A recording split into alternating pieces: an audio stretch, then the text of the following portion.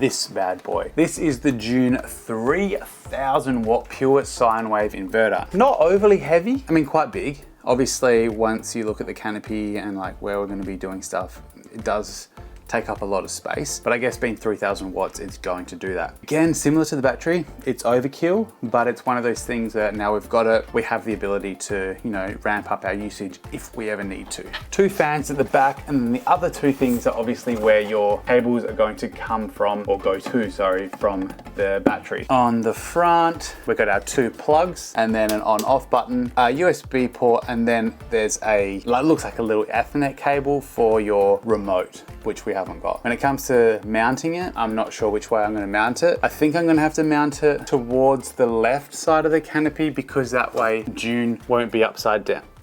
Wait.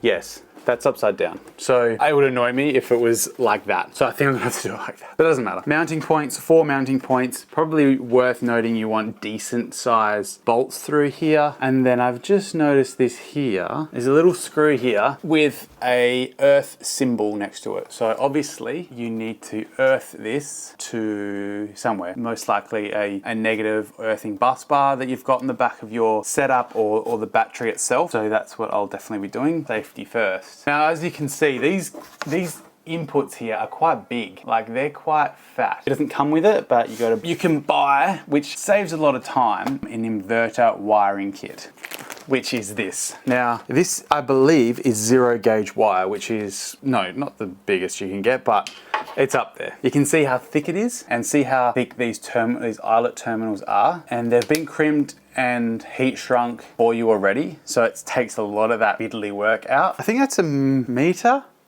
kind of, which means this will be going from the inverter to the shunt, I believe. Positive will be going straight from the battery to the inverter. It comes with a fuse. It comes with a, what you call a MIDI fuse. I think these ones, I don't know if they're like, I don't know the exact term for these MIDI fuses, but it comes with the holder, and it comes with, because the wiring kit is separate, they give you the fuses for each different type of inverter. So I've got 150, 250, 350 amp fuses. I believe the 350 amp is for the 3000 watt inverter. So that sits in there. It'll kind of be mounted like that with these cables going through the headboard, and then I'll screw in this MIDI fuse along with any other MIDI fuses that I use. If they do blow, you can take that off, unwind them, change it, that kind of stuff. So it's easier to change on the go. So these kits here, I'm actually going to get another one for our battery. It'll be going to, the positive will be going to a positive high amp bus bar, and the negative will be going from the battery to the shunt. Because it's a big battery and I'll be running a few different accessories to a bus bar, I want the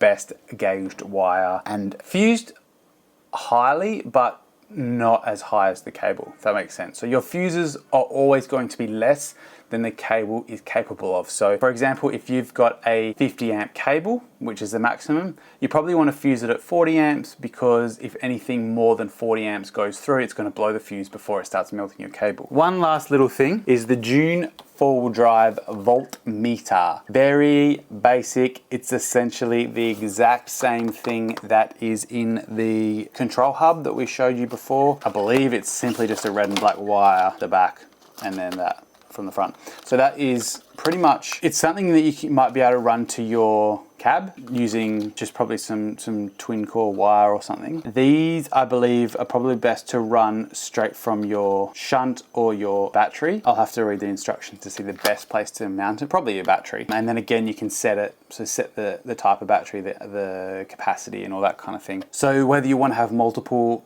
monitors within your canopy, I think with the shunt, this would be the third one, so probably a bit overkill. So it's probably worth having this maybe on the outside of your canopy, in the cab somewhere, so you can always monitor the charge and the voltage of your battery setup. Can't have too many monitors. No, you can. 3 might be pushing it. We've got it. We're going to install it probably right at the end. It's probably not something that you're going to be like, I'm going to do that first. Things, couple more. Stay engaged. I'm not going to put this one up on the table. I'm going to hold it up. You can see this is the Dune 250 watt semi-flexible solar panel. It comes with an Anderson plug on the end, super handy. So you pretty much just need to make a lead from the roof down to your canopy, because this is quite short, and then plug it in with the mount that I showed you I got off eBay before. That way, this thing, you know, is always charging your battery. It doesn't need anything but to be plugged in. It doesn't even need a fuse between the solar panel and the DC-DC charger. 250 watts, you could go bigger, especially with the size of battery we have. We don't have the space now, we're downgrading the canopy, so we need something that can fit on the roof. Mounting it, I'm not sure, because we do want the ability to eventually maybe put a rooftop tent on the canopy. So I don't want to like liquid nails this down to the canopy roof and then not be able to get it off. So I will have to figure that one out. But it has eyelets. I think you can see that. You can see eyelets in the photo. I've gone flexible because it's less weight. So on our current canopy, we've got two solid ones, and it's just they're just heavy.